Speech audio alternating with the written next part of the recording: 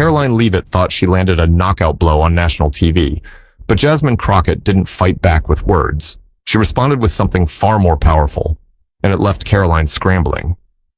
"You don't actually believe that's a real solution, do you?" Karoline Leavitt said, her eyes locking onto Jasmine Crockett across the glossy table, her voice laced with just enough sarcasm to earn a few chuckles from the studio audience. The moderator shifted in her seat, ready to move on, but Karoline wasn't finished. "Because if that's the best you've got, Congresswoman, I'm not sure what exactly you're bringing to Washington." For a second, the room held its breath. Cameras zoomed in. Producers in the control booth silently prayed for a reaction. Political Twitter lit up. And Jasmine? She blinked once, sat back, then smiled. Not a forced one. Not that tight grin politicians give when they're cornered. It was genuine, slow, steady, and just shy of amused. "I bring receipts," Jasmine said quietly. "But go on."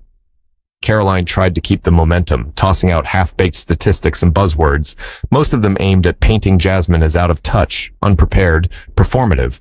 But Jasmine didn't take the bait. She let Karoline talk. It wasn't cowardice, it was calculation. Jasmine had learned early in life that when someone's trying to embarrass you in public, the worst thing you can do is give them the spectacle they want.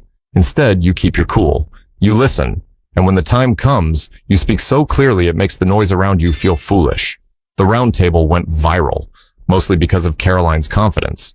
She'd walked off stage with the air of someone who thought she'd won something. She tweeted a clip before her team even got back to the green room.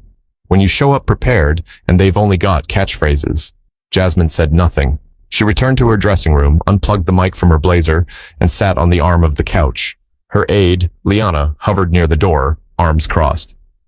"She really thinks she got you," Liana said, clearly annoyed.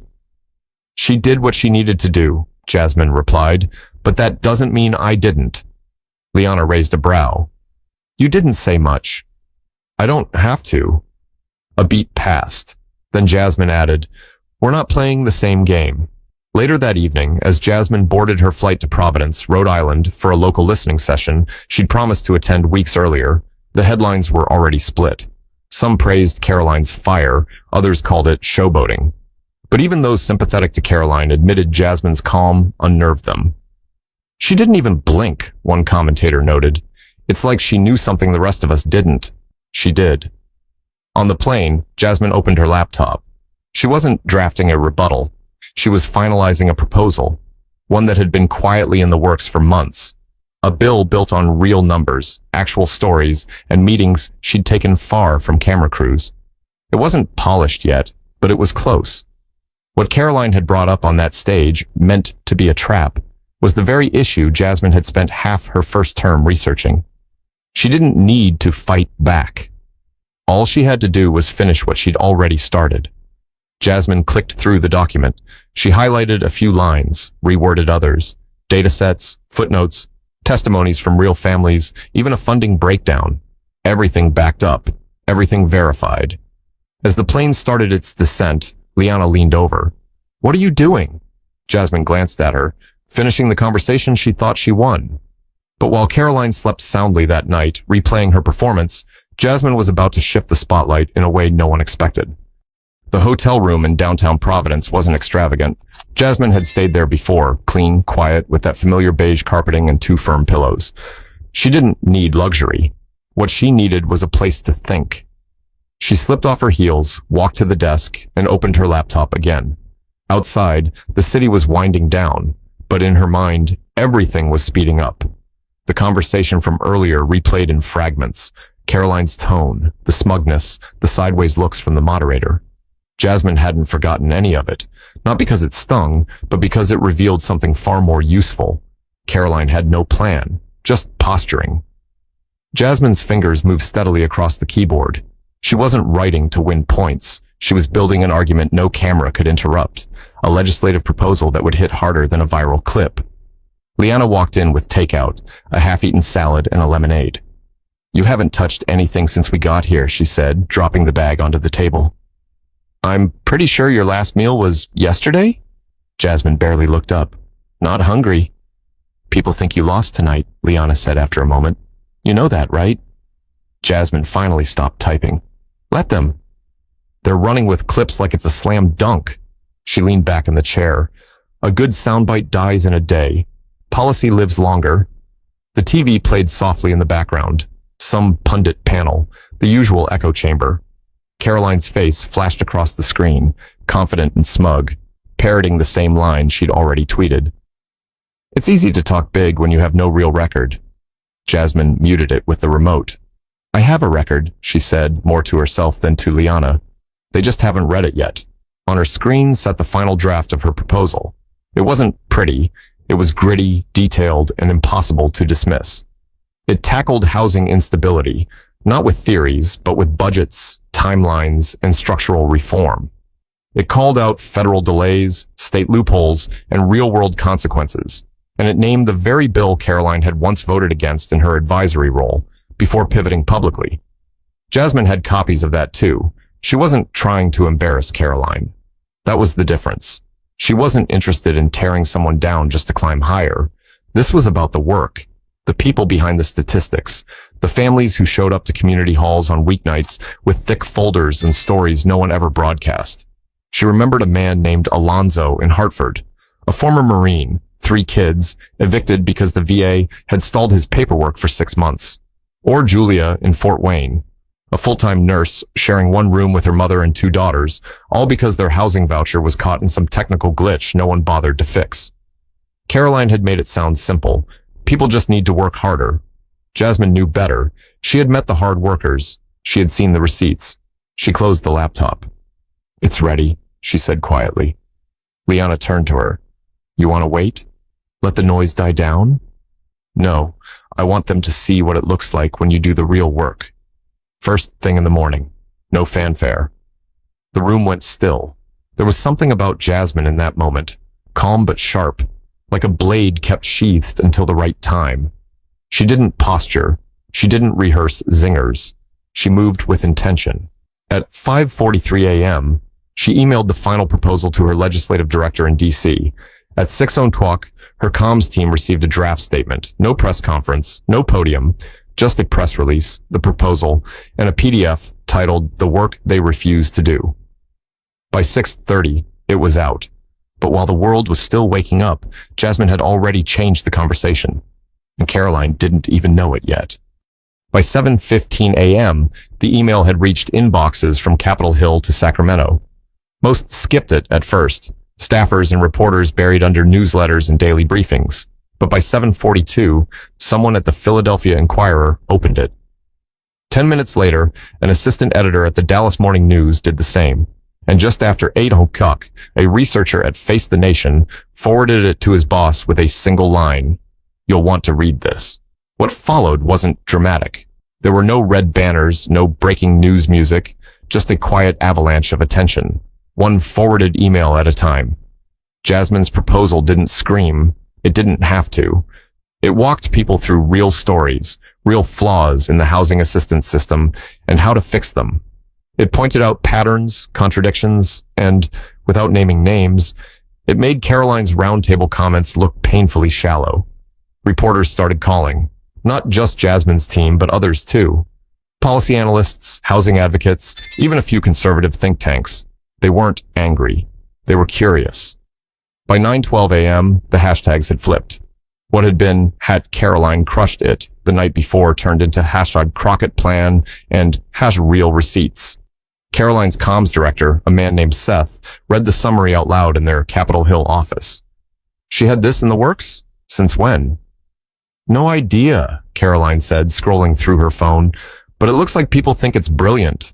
Seth looked up. It is brilliant, and it calls you out. Not directly, but enough that folks are connecting the dots. Karoline sat back, lips tight. This was staged. No, this was strategy. By noon, Politico had published a piece titled, Crockett's Proposal Puts Pressure on Party Lines. The subhead read, A roundtable jab turns into a legislative lesson. One paragraph in particular went viral. Leavitt may have won the applause, but Crockett did the homework. Her bill doesn't just expose gaps in current housing legislation, it leaves very little room for spin. If last night was a fight, this morning, Jasmine Crockett walked out holding the blueprint. Meanwhile, Jasmine sat in the back seat of a black SUV headed toward a local shelter in Woonsocket. The media buzz hadn't hit her directly yet. She hadn't turned on the TV. She hadn't read the articles. She didn't need to. Liana's phone wouldn't stop vibrating. She finally put it on airplane mode just to breathe. "Why aren't we saying anything?" she asked, glancing at Jasmine. "Because they're saying it for us." At the shelter, Jasmine met with volunteers and case managers. She took off her blazer and rolled up her sleeves. Someone handed her a clipboard. Another walked her through their intake process. Cameras arrived midway through her visit, but she didn't adjust. She was already in it, answering questions, reviewing forms, asking about funding delays. A reporter called out as she walked out of the building. "Congresswoman, is this visit part of a media strategy to push your new proposal?" She didn't stop walking. "I've been coming here for 3 years, she said. "They just finally noticed." Her tone was matter-of-fact, not smug. Inside the press bus, someone whispered, "She's not reacting, she's just working." The headlines kept coming. The quiet counterpunch, MSNBC. Leavitt's missed swing, Crockett's heavy hit. Vox, how to win without shouting. NPR. What truly stunned political insiders wasn't just the content of Jasmine's bill. It was the timing. It made her look not just prepared, but almost prophetic. She hadn't waited for Karoline to attack. She'd already built the answer. By evening, 2 moderate Republicans and 1 independent senator had publicly said they were open to discussion on the Crockett proposal. It wasn't a sweeping endorsement, but it was movement. And Karoline? She was booked for 3 more interviews. But now, every producer had a copy of Jasmine's bill. Every segment started with, "Let's talk about the proposal that's got everyone buzzing today." Karoline stuck to her talking points, but each time it felt hollower, like arguing with someone who wasn't even in the room, because she didn't need to be. But while Karoline tried to spin the spotlight back toward her, Jasmine had already moved on, and the country was following her lead. Karoline knew how to handle a hit, or at least she thought she did. By the next morning, she'd been through makeup, mic check, and a full team briefing.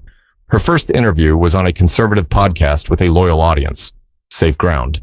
The host opened with, "Looks like the left's trying to make noise again. What's your response to Crockett's little housing memo?" Karoline smiled, right on cue. "It's a flashy document, sure, but let's not forget, housing policy is complex. You can't just throw words on paper and pretend it's a plan." Except that's not what Jasmine had done, and Karoline knew it. Still, she leaned in. "I've actually looked at this so-called proposal. It's got emotion, I'll give her that, but the math doesn't add up." What she didn't realize was that fact-checkers were already working on the numbers. By the time her second interview aired, Reuters had posted a breakdown, line by line, confirming the accuracy of Jasmine's projections. The article's headline was blunt. "Crockett's proposal checks out. Leavitt's critique does not." Her phone buzzed on set. Seth again. "You need to stop saying the math is wrong," he texted. "It's not. People are noticing." Karoline stared at the message. She hadn't expected it to spiral this fast. By late afternoon, she'd already been asked twice if she planned to propose an alternative. She dodged both times, deflecting with talking points about personal responsibility, wasteful spending, and government overreach. But something was shifting. The buzzwords weren't hitting like they used to. That evening, PBS NewsHour ran a 6-minute segment unpacking Jasmine's bill. It included real interviews. Not politicians, just regular people. A bus driver in Baltimore, a teacher in Wichita, a grandmother in El Paso taking care of 2 grandkids after their parents got evicted. One clip showed a woman in tears. "This bill," she said, "feels like somebody finally listened." The next morning, a political strategist, someone who'd worked on Karoline's media campaigns last cycle, appeared on Morning Joe. "I'll be honest," he said, "Jasmine Crockett played this masterfully. She didn't argue on stage. She didn't insult. She let the work speak. And the work is airtight." Even Mika Brzezinski nodded. "We're not used to that in politics. Restraint with results." Karoline watched the segment in silence. She didn't speak, didn't touch her coffee, just sat there, arms crossed, jaw tight. Seth eventually broke the quiet. "We could still pivot. Maybe focus on inflation or education." "No, Karoline said. She ambushed us with this bill. We're not pivoting. We're pushing back. But it's not landing. Then make it land. Seth didn't respond. He just walked out of the room and texted a mutual friend who worked on the Hill. She's spiraling. Won't let it go. It's getting obvious. Meanwhile, Jasmine stayed out of the spotlight. She declined interview requests, skipped panels. Her team released only one statement. We welcome all critiques, as long as they come with real alternatives. This isn't about who talks louder. It's about who does the work. The quote went viral. Even conservative strategist Dana Haynes retweeted it with the caption, "Hard to argue with that." But it wasn't just the media shifting. It was the public. Constituents began emailing Karoline's office in droves, not screaming, not threatening, just asking, politely and persistently, "Have you read Representative Crockett's proposal? Do you support it? If not, what's your plan?" Some sent their own stories. Others just asked for answers. Karoline issued a new statement that afternoon trying to sound firm. We're reviewing all policy proposals and will continue to support smart, targeted solutions that help American families. It was vague. It said nothing, and for the first time, her base noticed. On Facebook, comments turned from supportive to skeptical. Even her allies on talk radio started asking, "Where's her counterplan?" She had none. But while Karoline scrambled to reclaim her footing, Jasmine's silence was becoming louder than any microphone, and the nation was starting to listen. By midweek, the tone in Washington had changed. Jasmine Crockett was no longer being discussed in the future tense. She wasn't someone to keep an eye on. She was the conversation. Her proposal had taken on a life of its own. Policy wonks were dissecting it. Grassroots groups were organizing around it. Congressional offices, ones that hadn't returned her calls before, were now scheduling meetings with her staff. Inside the Rayburn building, Jasmine sat quietly in a subcommittee hearing on affordable housing. The room was packed. Not because of some headline-grabbing drama, but because people were finally interested in the details. Jasmine didn't grandstand. She didn't call names or lean into theater. She just talked. "In my district," she began, "I've met veterans who served 20 years and came home to eviction notices. I've met single moms working 2 jobs who still can't qualify for assistance because the paperwork takes too long or gets stuck in a state-level backlog. This proposal isn't perfect, but it's a start. And if anyone in this room thinks we don't need a start, I'd invite you to meet the families I meet every week." There were no camera pans, no dramatic music cues, but the room was quiet, respectfully quiet. Representative Alan Drake from Oregon, a moderate with a history of ducking bipartisan housing efforts, leaned into his mic after she finished. "I read the whole proposal, every page, and I'll admit I didn't expect to be moved, but I was. It's a serious document, and it's long overdue." Jasmine didn't blink. She just nodded once. The exchange made its way to Twitter in seconds. "Drake says he's moved by Crockett's bill. This is bigger than expected." Crockett didn't just respond. She redirected the whole conversation. Outside the building, people had gathered, not in protest, just in support. Posters read, "Policy over performance and let the work speak." A few reporters stood along the sidewalk hoping for a quote. Jasmine didn't give them one. Instead, she walked straight into the crowd. People clapped. Some called her name. She stopped, talked, hugged a woman who whispered something in her ear, and immediately burst into tears. That moment, caught on a single phone camera, spread faster than anything her office could have planned. Not because it was performative, but because it wasn't.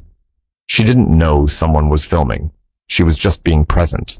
Across the city, Karoline sat in a makeup chair getting ready for yet another segment. The tone had shifted even there. Her producer leaned in awkwardly. "They're going to ask you again about the bill." Karoline sighed. "I'm not going to endorse it." "Understood, but just be prepared. The angle's different today." "What angle?" "They want to know why Crockett's winning Republicans over." The word hung in the air like something toxic. Karoline didn't respond, just looked in the mirror, adjusting a single loose curl behind her ear. On air, the interview started like usual. The host smiled too wide. The lights were a bit too hot. "So, Congresswoman Leavitt, Crockett's bill has gained traction. Even Representative Drake called it moving. Do you still stand by your criticism?" Karoline's smile didn't reach her eyes. "I stand by facts," she said. "I think we need serious dialogue, not quick fix emotion." But isn't that what she's offering? A serious document? Well, look, anyone can write a report. That doesn't mean it's sound policy. But the moment had already passed. Back in the committee room, Jasmine remained seated while others filed out. Alan Drake approached her. Some folks on my side might actually back this, he said quietly. Won't say it publicly yet, but you've done something here. Jasmine didn't gloat. She said, then help me do more. He extended a hand. She shook it. No cameras, no press, just a simple moment of quiet progress. But while others played the optics game, Jasmine was building momentum, and it was starting to leave Karoline in the dust. The leak wasn't planned by Jasmine's team, but it couldn't have come at a better time.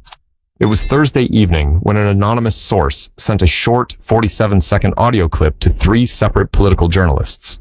No watermark, no context. Just a muffled recording of Karoline Leavitt at a private fundraiser in Charleston, South Carolina 2 weeks earlier. In it, Karoline's voice was unmistakable. You think they actually read these policies? Please, these people don't care about substance. They care about who makes them feel seen. Give them a slogan and a punchline. They eat it up. She laughed in the clip. Others did too. But it was the next line that lit the match. I mean, these are folks who can't even fill out basic forms without help. And now we're pretending they understand Crockett's 10-point housing reform? Come on. By Friday morning, the clip had over 3 million views. Karoline's office didn't deny it. They couldn't. Instead, they called it taken out of context and blamed the political climate for distorting her words. But the damage had already spread. On CNN, anchors didn't hold back.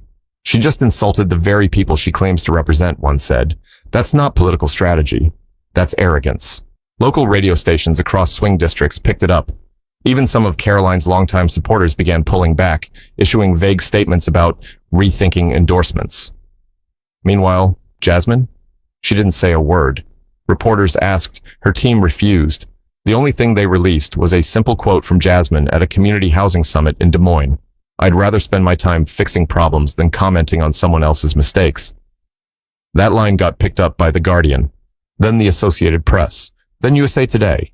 And in D.C., the silence worked like a mirror. The more Karoline spoke to control the fire, the more out of touch she seemed. The more Jasmine stayed quiet, the more people leaned in to hear what she might say next.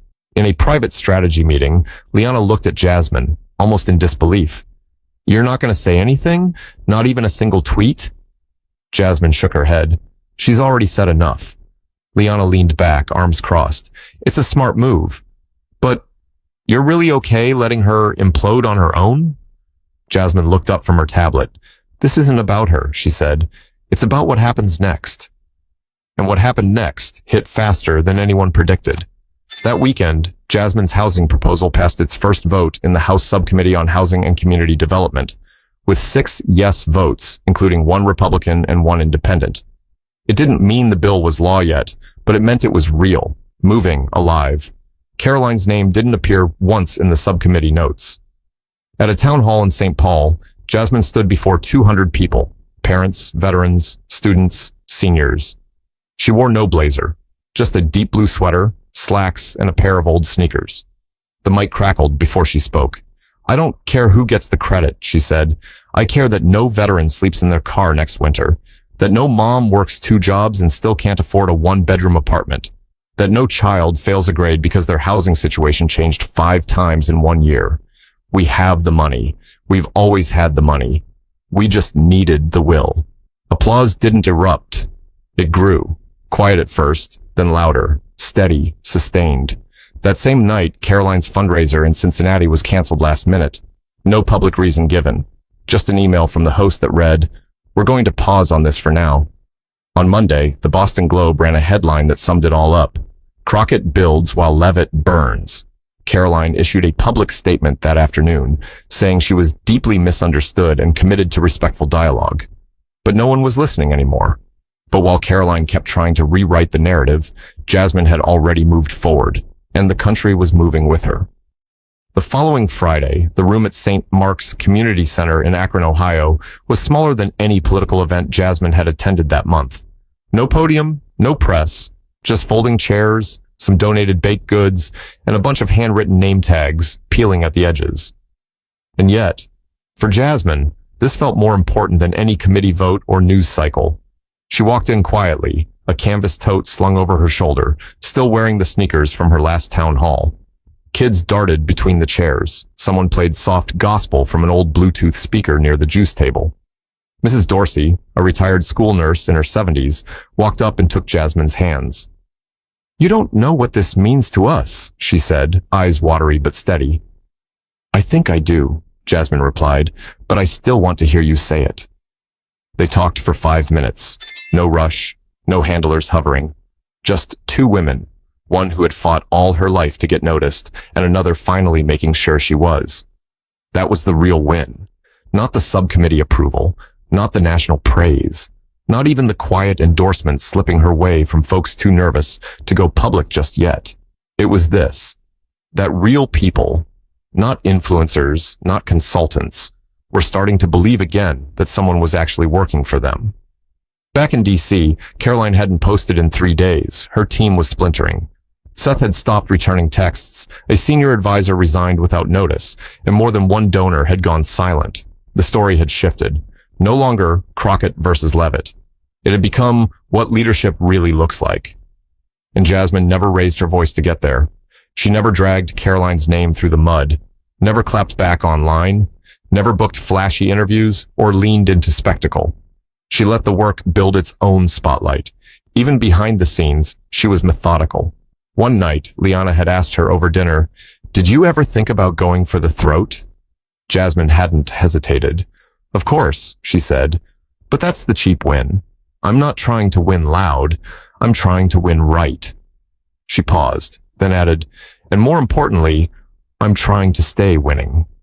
It wasn't arrogance, it was clarity. The country had watched a quiet masterclass in strategy, restraint, and timing. And most people didn't even realize it until the dust had already settled. When the full bill reached the House floor a month later, Jasmine spoke only once. Brief, unemotional, focused. This is for people who stopped asking for help a long time ago because they were tired of being ignored. Today, we show them they were never invisible.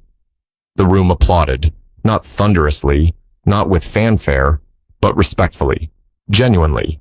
And as the vote closed, 229 in favor, 204 against, the room didn't erupt.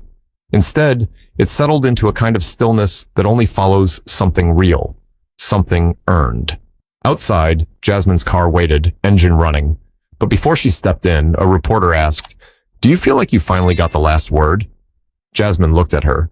There was never supposed to be a last word, just better ones. She got in, closed the door, and rode away.